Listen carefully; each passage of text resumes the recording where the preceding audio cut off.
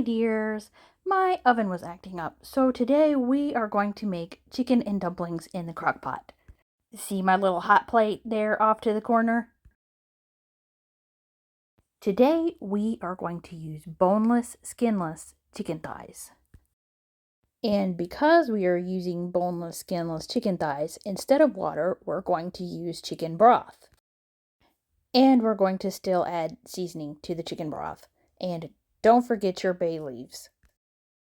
Cook your chicken thighs, broth, and seasoning on low in your crock pot for 6 hours. An hour before serving, turn your crock pot up to medium-high. Make your dumplings. This is my favorite recipe, and double it. Trust me. Drop your dumplings into the boiling chicken stew. Cook your dumplings for about an hour, maybe an hour and a half.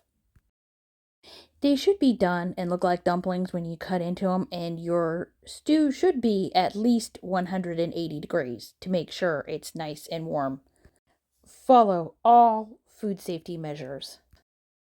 Subscribe to my channel for more videos and doggy videos.